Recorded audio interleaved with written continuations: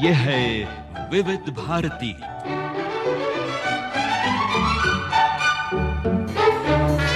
विविध भारती स्थापना दिवस पर विशेष कार्यक्रम सैनिकों की शौर्य गाथा।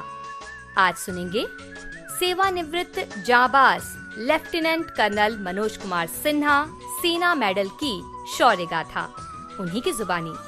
ओ देश मेरे तेरी शान पे सदके, कोई धन है क्या तेरी धूल से बढ़ के, तेरी धूप से रोशन तेरी हवा पे जिंदा, तू बाग है मेरा मैं तेरा परिंदा, है अर्ज़ ये दीवाने की जहाँ बोर सुहानी देखी, एक रोज वही मेरी शाम हो,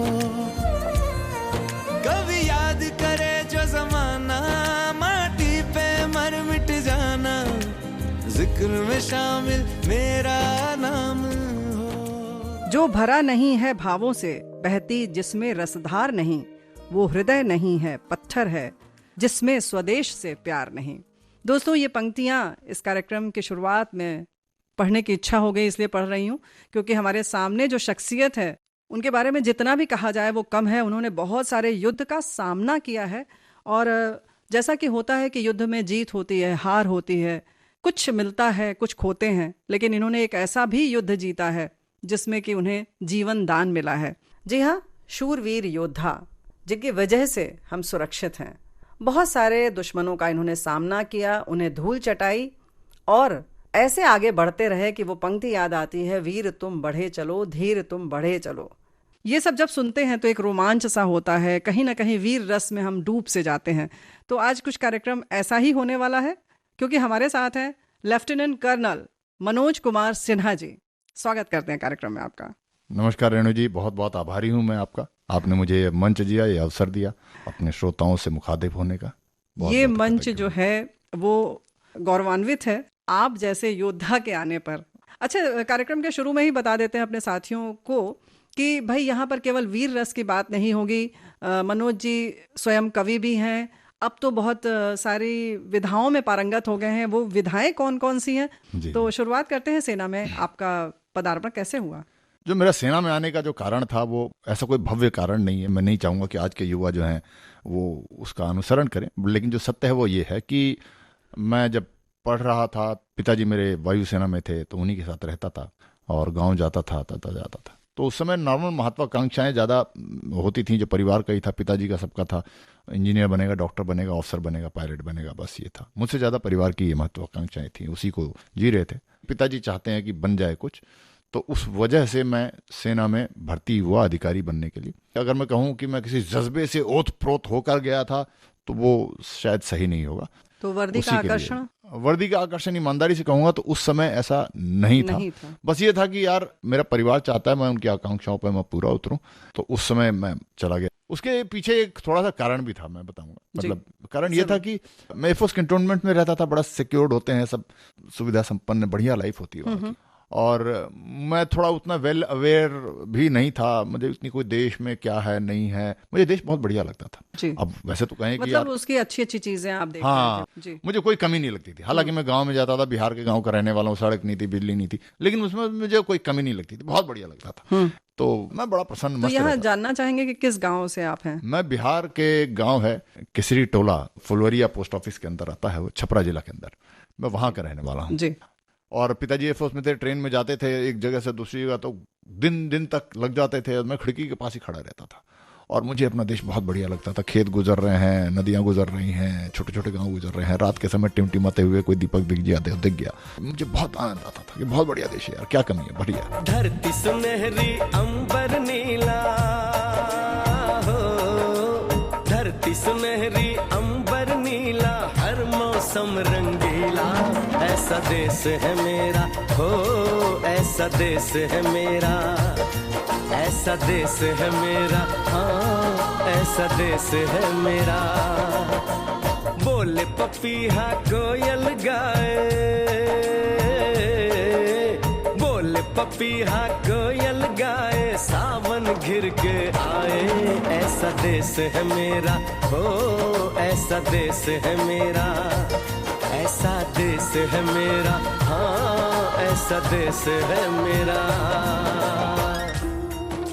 सैनिकों की शौर्य गाथा कार्यक्रम में आप सुन रहे हैं जाबाज सेवानिवृत्त लेफ्टिनेंट कर्नल मनोज कुमार सिन्हा सेना मेडल की शौर्य गाथा, उन्हीं की जुबानी। कहते हैं ना, जब आपका शरीर स्वस्थ हो तो शायद आपको उसको चिंता ही नहीं होती है। चिंता तब होती है जब आपको शरीर पे कोई खतरा दिखे, कोई बीमारी दिखे, तब आप सोचने लगते हो अरे ये तो ध्यान देना पड़ेगा इसके लिए। तो मेरा कुछ वैसा ही यात्रा रही, सब कुछ बढ़िया था। तो सेना में लेकिन जब मैं गया तब मुझे देश पे खतरा दिखाई दिया। अच्छा। तब मेरा वहां से भाव मेरा जागना शुरू हुआ। तो मेरी पहली जो पोस्टिंग थी वो कश्मीर में थी, लाइन ऑफ कंट्रोल पे।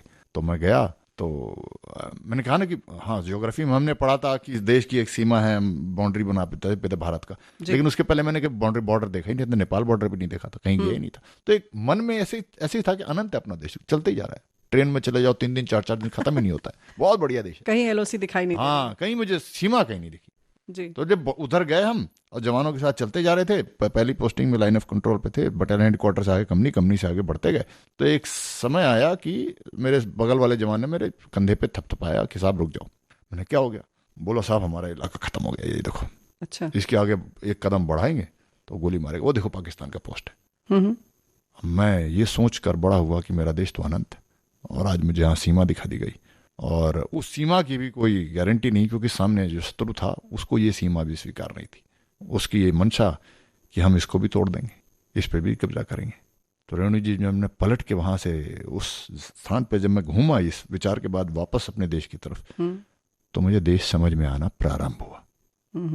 और उसके बाद जितनी जानकारी होती गई, जितनी मैं शत्रुओं की बातें, उनके रिकॉर्डिंग्स, उनके कैप्चर्ड पैम्फलेट्स, उनके प्लान्स, ये सब जो सेना में जो भी फेमिलराइज करने के लिए जैसे ही पता चला गया, तो मुझे अचानक लगा कि यार ये तो पूरा देश को तोड़ने का मतलब इतना इंतजाम हो रहा है, इतने लोग हैं।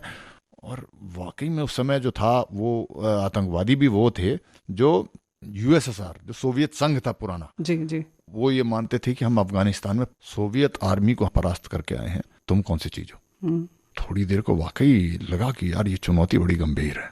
तो मेरा राष्ट्र के प्रति ये दृष्टिकोण है जिससे अब जाना जाता हूँ, उसका विकास होना वहां नींव पड़नी शुरू हुई, और उसके बाद वो बनती चली गई। मैं समझता चला गया, जितना मैं समझता चला गया, और सेना की वजह से ही मैं जो कुछ सीखा हूँ, समझा हूँ अनुभव से, वही है जो मैं बाहर आज वही दृष्टिकोण बताने का प्रयास करता हूँ लोगों।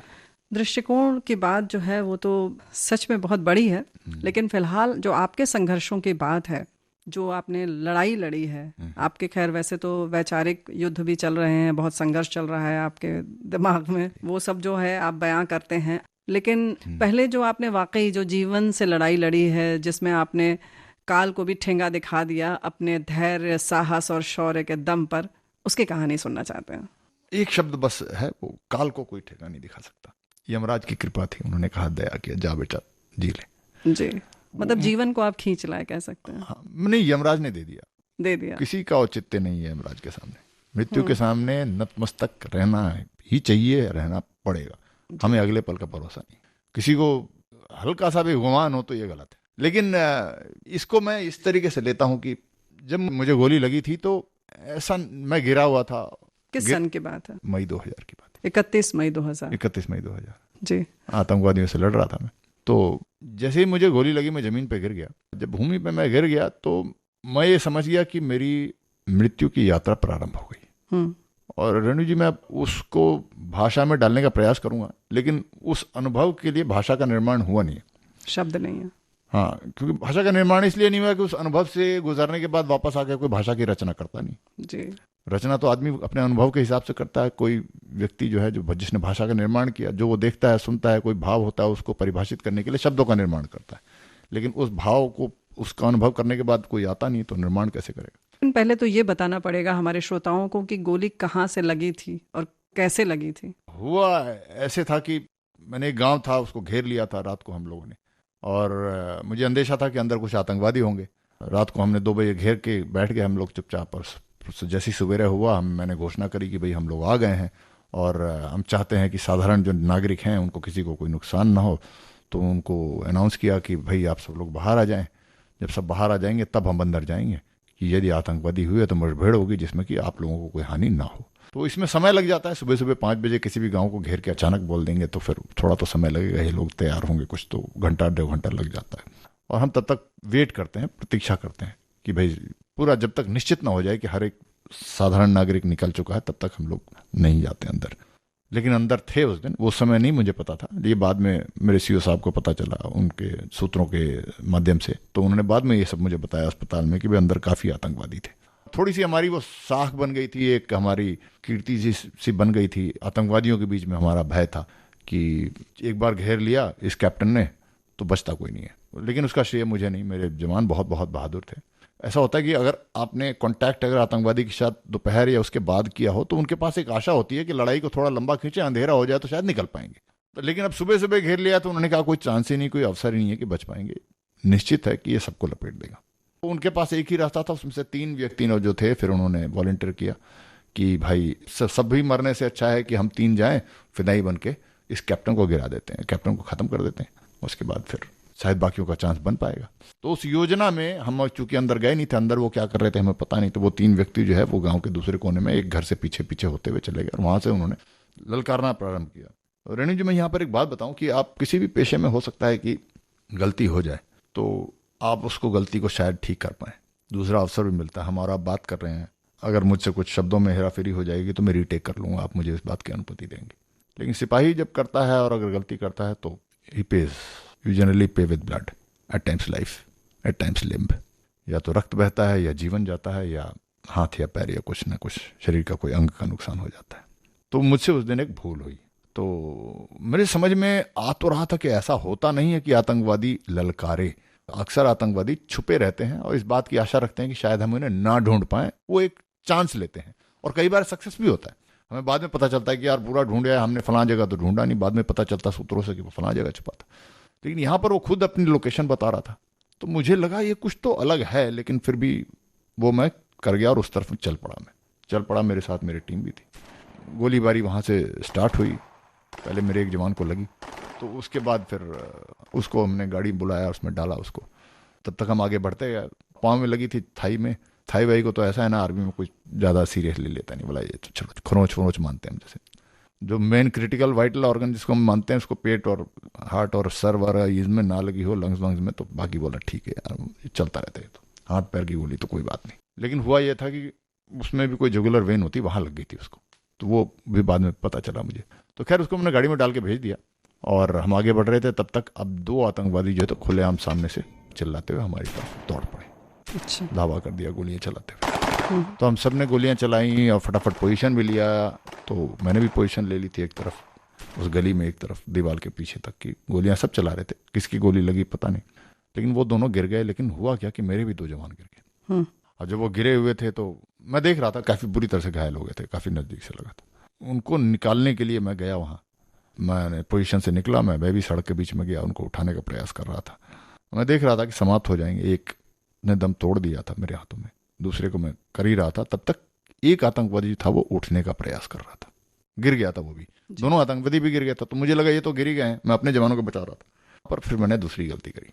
मैं पहली बार जो है पूरे अपने सैनिक जो कॉम्बैट का मेरा कार्यकाल था उसमें मैंने थोड़ा सा भावनाओं में बह गया मैं। और वो जो उठने का प्रयास कर रहा था तो मैं खड़ा हुआ और उसको मैंने एक पाँव उसकी छाती पर रख के उसको नीचे दबाया और कोल्ड ब्लडेड की ऐसा कुछ तो, लेकिन मैंने अपने वेपन को सिंगल शॉट पे किया और मैंने उसको एक गोली सर में, मतलब मैं भूल गया कि लड़ाई का मैदान है, मुझे मर गया, अब छोड़ो मेरा काम हो गया, अब आगे बढ़ो, दूसरा काम करना है। मैं वो भूल गया मैं कहाँ हूँ, खड़ा हूँ, मुझे आवाज़ आ रही, मेरे जवान चिल्ला रहे हैं साहब हो गया, ख़त्म हो गया, अब निकलो वहाँ से, पोजीशन में आओ अपने, ये वो। लेकिन मैं बस गुस्सा, तो मैं लगा हुआ था उसमें, वो मेरी दूसरी भूल थी। अब ये मैं कर रहा था, तब तक तीसरा जो था वो, उसने शायद वो तीसरा वो इसलिए नहीं आ रहा था कि उसने सोचा था कि इन दोनों में से काम हो जाए तो मैं छुपा रहूँ, लेकिन उसने देखा कि काम तो हुआ नहीं। तो तीसरा फिर मेरे पीछे से आ रहा था और इस बार उसने पहले वाले दोनों की से सीख ली और वो बिना कुछ चिल्लाए पीछे पीछे आ रहा था मेरे। और मैंने कहा ना मेरा एक वहाँ पर ऐसा रेपुटेशन उन लोगों के बन गया था, पहले भी बहुत बार प्रयास किया था उन्होंने, तो बहुत नज़दीक से ट्राई किया था, मैं बच गया था कई बार ईश्वर की कृपा से। तो वो बोला कि यार ये इतनी जल्दी मरेगा नहीं ये बंदा।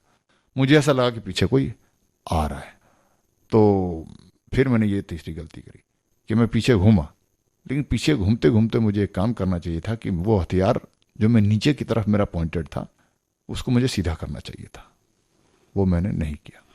जब मैं पीछे घूमना, मेरा हथियार अभी भी ज़मीन की तरफ था मेरा, और उसका सीधा मेरी तरफ था। जिंदगी और मौत में इतना ही फर्क होता है रेणु जी।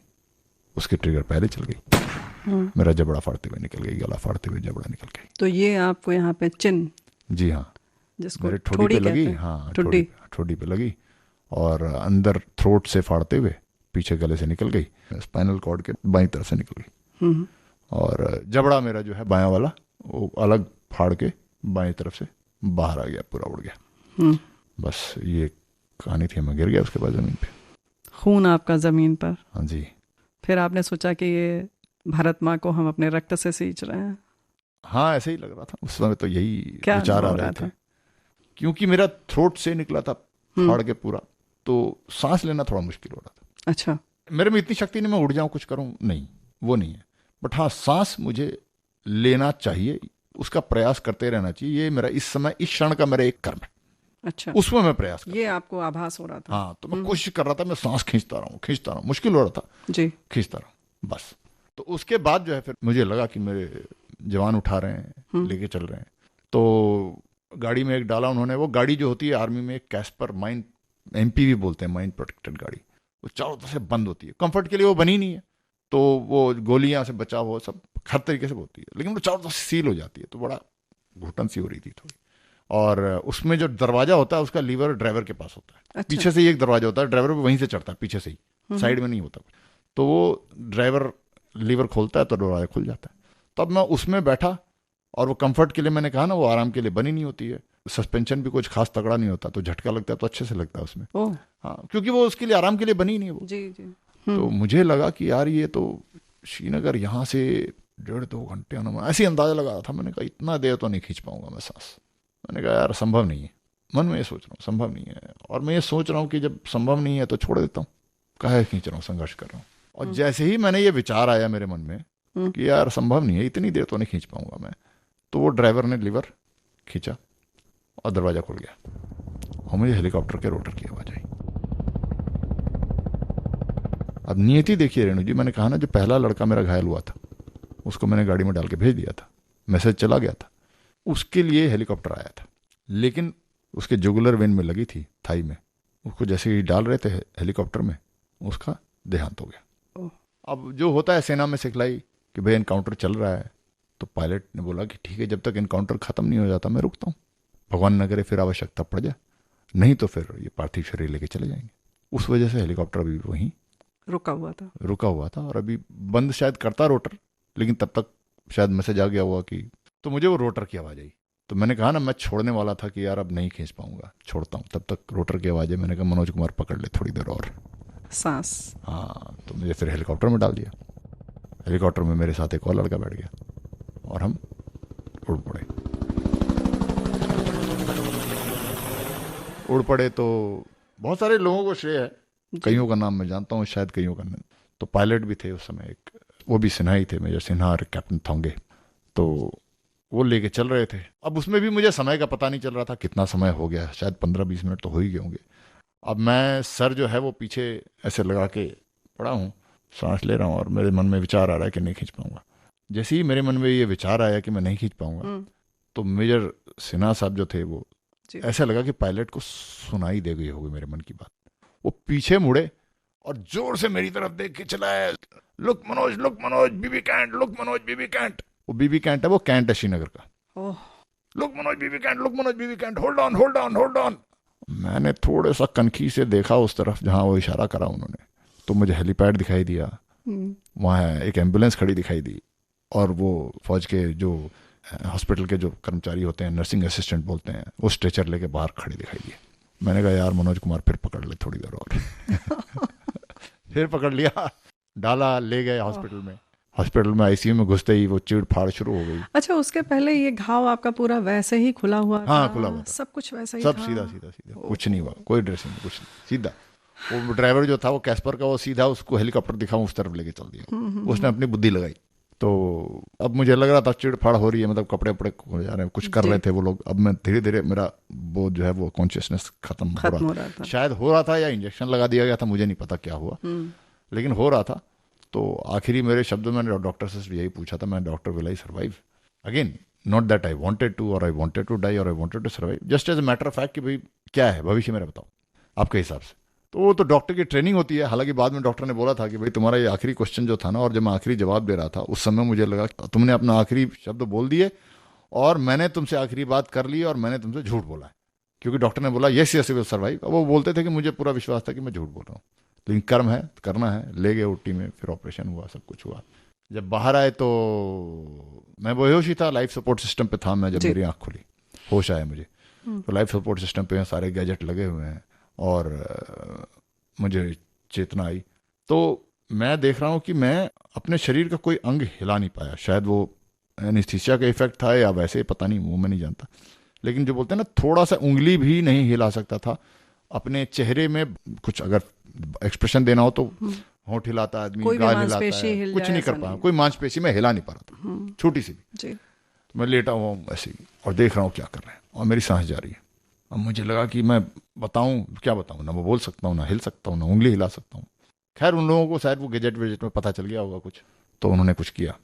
तो उसके बाद मैं जब जा रहा था तो मैंने कहा यार अब जो है ना, पिछले 2-3 बार जब भी मुझे लगा कि जाता हूँ ना, तो मैंने ना याद नहीं करा भगवान को। ये ऊपर वाला मुझे बार बार छोड़ रहा है कि तू यार याद कर ले मुझे। तो मैंने कहा यार अब जा रहा हूँ, तो याद आ गया मुझे, अरे यार जाते वक्त याद करना चाहिए। तो मैंने भगवान का ज़्यादा मुझे शास्त्रों का ज्ञान नहीं, मंत्र वंत्र नहीं जानता, जो भी था थोड़े बहुत भोले शंकर का नाम वाम लिया। मैंने कहा चलो, तो मुझे सांस नहीं आ रही थी और मैं उसको सोच रहा था कि अब मैं चला, और मैं चला गया।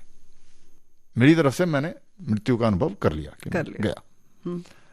अब थोड़ी देर बाद फिर चेतना आई। अब चेतना आई, आंख मेरी अभी भी बंद है। अब मैं क्या सोच रहा हूँ कि पिछली बार तो मैंने स्वीकार कर ही लिया था कि चला गया। मैंने कहा बेटा अब हम ऊपर आ गए हैं। अच्छा, अब हम आंख खोलेंगे और सामने हमें चित्रगुप्त दिखेंगे और हमें कर्मों का पोथा लेके बैठे होंगे। अब हमने सारे उल्टे कर्म याद आ रहे थे। जो सुन रहे हैं लोग, सबको बता देता हूँ, उल्टे कर्म याद आएंगे, इसलिए सही कर्म कर लो। हमें सारे उल्टे कर्म याद आ रहे थे। हमने कहा यार अभी ये क्वेश्चन पूछेंगे, इसका क्या जवाब होगा? फलां तारीख फलां दिन तुमने ये कांड किया, उसका क्या जवाब होगा? फलां दिन ये किया, उसका क्या जवाब होगा? मैंने कहा ये तो गारंटीड है भैया, नरक ही मिलेगा। तो बाकी क्या होता है ना, इंसान के इंटरव्यू की आप तैयारी भी कर सकते हो, या आप स्मार्ट हो तो शायद बेवकूफ भी बना दो, ऊपर कुछ नहीं चलता। ऐसा होता है ना, धरती पे जो सिस्टम होते हैं वो इंसान के बनाए होते हैं। बिल्कुल। उसका कई बार होता है कि कई लोग जो स्मार्ट होते हैं ना, सो कॉल्ड स्मार्ट, उस सिस्टम को काट देते हैं। ऊपर कुछ नहीं है, भाषा भी नहीं है। वो कन्वर्सेशन जो ऊपर होगा ना आपका वार्तालाप चित्रगुप्त से, वो भाषा के परे है। आप कितने अच्छे स्पीकर हैं, कितने अच्छे शब्दों का ज्ञान है, वो कुछ नहीं चलता। Nothing will work. सैनिकों की शौर्य गाथा कार्यक्रम में आप सुन रहे हैं जाबाज सेवानिवृत्त लेफ्टिनेंट कर्नल मनोज कुमार सिन्हा सेना मेडल की शौर्य गाथा, उन्हीं की जुबानी। तब मुझे अचानक ना याद आ गया, यार कहीं पढ़ा है, सुना है कि जो वीर गति को प्राप्त होता है उसे स्वर्ग मिलता है। अच्छा, ये हमें खट से याद आ गया कहीं से। मैंने कहा यार फिर किस बात का डर है, हमारे पास तो वीआईपी पास है, स्वर्ग का स्पेशल है, शहीद हुए, हाँ वीर गति के मार्ग से आ रहे। हमें अभी कॉन्फिडेंस आ गया। मैंने कहा अब आँख खोलते हैं और चित्रगुप्त को बोलते हैं अपना करो रजिस्टर बंद, और ये हमारा पास है स्पेशल, तो मैं एंट्री दो सीधा स्वर्ग में। तो हमें थोड़ा सा कॉन्फिडेंस आ गया, हमने आँख खोली। त्रिवेणी जी, मैं एक्चुअली बताऊं, मृत्यु मुझे नहीं मिली है ये बोध हुआ, क्योंकि जब आँख खुली तो मैं अस्पताल के बेड पर ही था। तो मुझे निराशा हुई कि यार ये कैसे अच्छा वाला स्वर्ग में एंट्री करते करते मैं यार यहाँ टेक ऑफ ही नहीं हुआ अभी तो। लेकिन फिर मुझे समझ में आ गया कि यार अब नहीं जाऊंगा मैं। और इस बात का फिर अफसोस भी हुआ, यार अच्छा भला मौका था वीआईपी एंट्री का। ऐसा तो है नहीं कि आदमी मृत्यु होगी नहीं, होनी तो है ही, दोबारा आनी। लेकिन उस समय की बात कुछ और थी ना। हाँ, अब पता नहीं बुढ़ापा से आए, बीमारी से आए, पता नहीं कैसे आएगा। और वो अलग बात है, आएगा जैसे आएगा।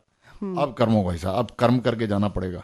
वो फर्स्ट क्लास कर्म को काट के मैं निकल रहा था, तो थोड़ा अफसोस भी होता है कभी कभी, यार मौका छूट गया वीर गति। तो अब कर्म करने का प्रयास कर रहे हैं। अब जब वापस आ गए इस दुनिया में तो फिर वही माया मोह पकड़ लिया। मैं ये नहीं कहूंगा कि मैं उसी स्थिति में अब भी हूँ, नहीं, मैं वापस आ गया अभी। हाँ। वही माया मोह की लेकिन दुनिया है। इस स्थिति में आने के लिए जो है कितने महीने लगे आपको? उस दिन मैं समझ गया कि अब नहीं जा रहा मैं। तो उसके बाद आईसीयू में कुछ दिन रहा, वो संघर्ष, फिर बीमारी वो चलता रहा फिर, और आईसीयू के बाद वार्ड में, और 1 महीने के बाद मुझे सिक लीव भेजा गया, सब कुछ। फिर अस्पताल से डिस्चार्ज होते होते मुझे 3 महीने लग गए थे, 3 महीने लगे। जो कि काफी फास्ट है मेरी जी। इंजरी के हिसाब से। वो भी चमत्कारी है कि मैं 3 महीने में निकल गया। इस समय की स्थिति की अगर हम बात करें तो दोस्तों को थोड़ा सा हम बता सकते हैं कि हाँ, ये इनकी ठोड़ी या ठुड्डी जो कहते हैं वहां से लेकर पीछे तक पूरा टांके लगे हुए हैं, और अंदर की स्थिति खुद आप बताएंगे। अंदर जो है मेरे जबड़ा पूरा निकल गया था जी। उस समय। कुछ दांत भी, हालांकि दांत से गोली नहीं निकली है, तो मैंने डॉक्टर से पूछा भी, दांत क्यों मेरे 2-3 गिर गए। बैलिस्टिक वाइब्रेशन कुछ उन्होंने बताया जी। कि गोली की जो वाइब्रेशन से, थरथराहट से तुम्हारे दांत तो चढ़ गए। देखिए इतने बगल से जाएगा। हाँ, फिर? तो जबड़ा निकल गया, तो उसकी जगह फिर टाइटेनियम प्लेट लगाया, कुछ स्क्रू कसे हैं, बाई तरफ का जबड़े जो जॉइंट होता है वो भी उखड़ गया था, तो वहां भी एक कील ठुका है। तो ठोका पिटी काफी हुई है। तो ये पूरा है कृत्रिम लगा हुआ है, हाँ, आर्टिफिशियल, प्राकृतिक नहीं है। नहीं पूरा जबड़ा आपका बाईं हाँ तरफ। हाँ, बाई तरफ का जबड़ा जो है वो लगा हुआ है। तो और किस उसी तरीके की तकलीफ अब होती है? तकलीफ ऐसी होती है कि रेणु जी, मान लीजिए कि आप अपना जबड़े के नीचे के चमड़े को अपने अंगूठे और उंगलियों के बीच में दबाएं और खींचें, तो जो आपको अनुभव होगा, हाँ, वो अनुभव मुझे हमेशा रहता है कि जैसे अच्छा, इसको खींच रहा हो कोई।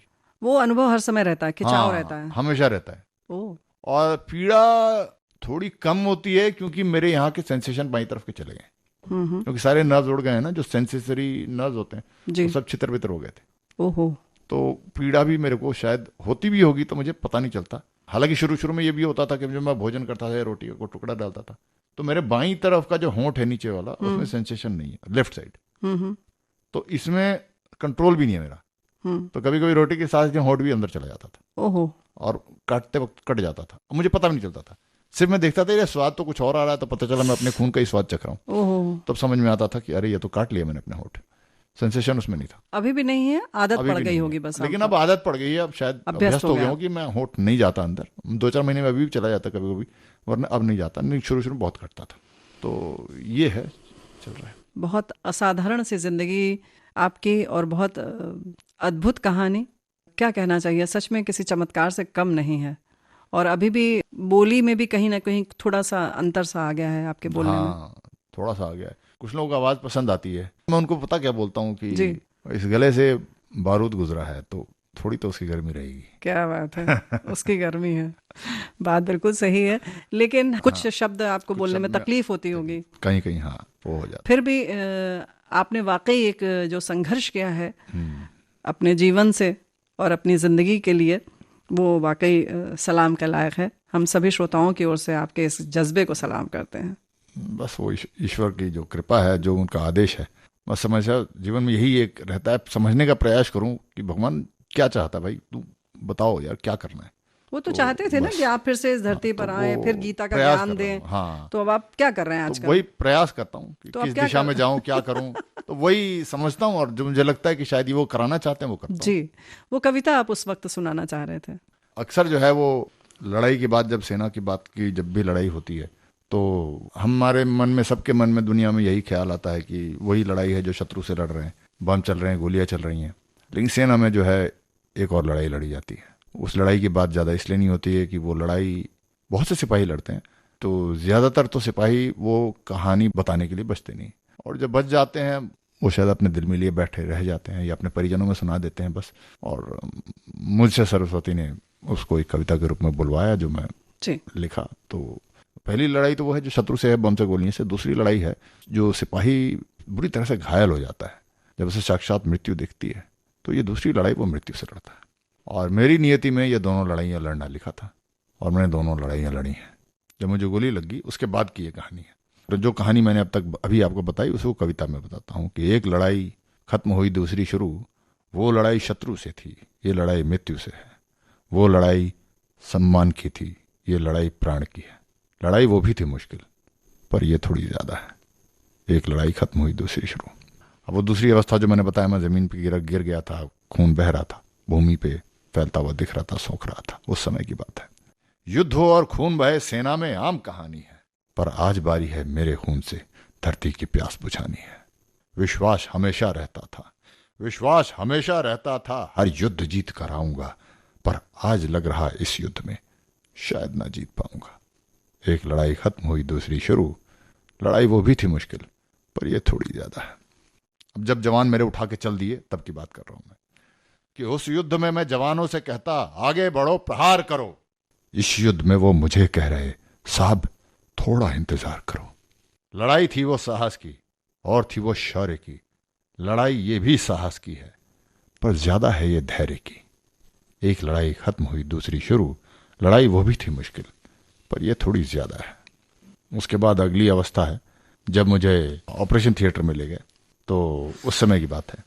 प्राणों की बाजी लगाकर शत्रु पर जो वार किया, शत्रु को तो मार दिया, पर बाजी शायद हार गया। लड़ाई वो भी थी एक ऑपरेशन, लड़ाई ये भी होगी एक ऑपरेशन। एक लड़ाई खत्म हुई, दूसरी शुरू। लड़ाई वो भी थी मुश्किल, पर यह थोड़ी ज्यादा है। माता पिता पत्नी बच्चे, अब तक क्या है मेरे घर पे बता दिया गया था, तो वहां पर अलग एक शुरू हो गई उनकी पीड़ा। पर मुझसे ज्यादा मुश्किल मेरे घर वालों की कथा थी। माता पिता पत्नी बच्चे, बड़ी भारी उनकी व्यथा थी। एक उनकी आंखों का मैं एक अकेला तारा था। मैं ही उनकी दुनिया था, मैं ही एक सहारा था। लड़ाई थी मेरी मुश्किल, पर उनकी थोड़ी ज्यादा थी। एक लड़ाई खत्म हुई, दूसरी शुरू। उसके बाद है कि जब आईसीयू में मैंने आंख खोला, तो आंख खुली एहसास हुआ, आंख खुली एहसास हुआ, जीवित हूं ना विश्वास हुआ। सीयू साहब बोले तुम वहां लड़ाई जीत गए। हमारे डॉक्टर साहब बोले तुम यहां भी लड़ाई जीत गए। एक लड़ाई खत्म हुई, दूसरी शुरू। लड़ाई वो भी थी मुश्किल, पर यह थोड़ी ज्यादा थी। बिल्कुल सही बात है। अब ये लड़ाई जो है ना रेणु जी, मैं जीवन का मेरा यही मंत्र है। मेरी एक लड़ाई खत्म होती है, मैं दूसरी शुरू कर लेता हूँ। बचपन से ऐसे ही लड़ाई लड़ने का मन करता था? बचपन से नहीं, मैं सेना में आने के बाद और खासकर जब बोध हुआ देश के सामने किस प्रकार की चुनौतियां हैं, और जैसे जैसे आगे बढ़ा तो पता चला देश के भीतर भी काफी वैचारिक चुनौतियां हैं, और फिर इस बात का बोध करने का प्रयास किया कि ईश्वर ने क्यों वापस भेजा। तो मुझे लगा कि भाई यही संघर्ष है, इसी को करना है।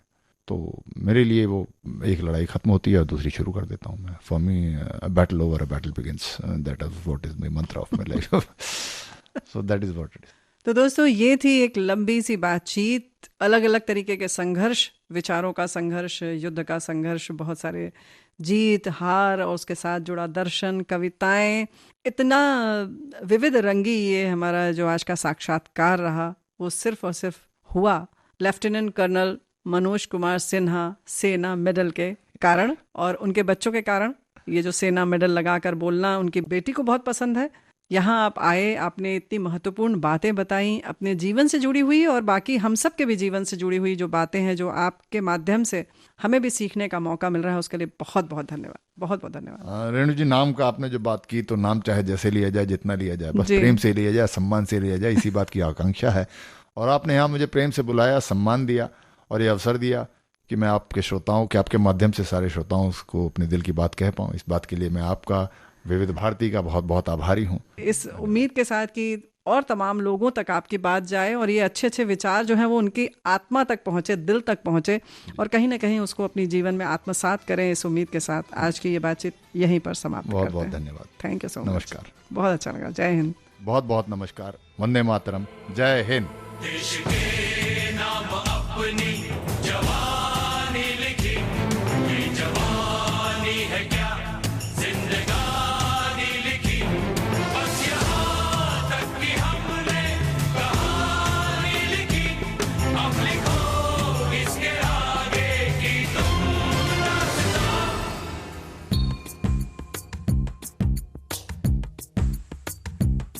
अब लिखो इसके आगे की तुम दास्तां, फर्ज कर दो अदा ताकि जीता रहे अपना हिंदुस्तान। दोस्तों साथियों हम चले दे चले अपना दिल अपनी जान, ताकि जीता रहे अपना हिंदुस्तान।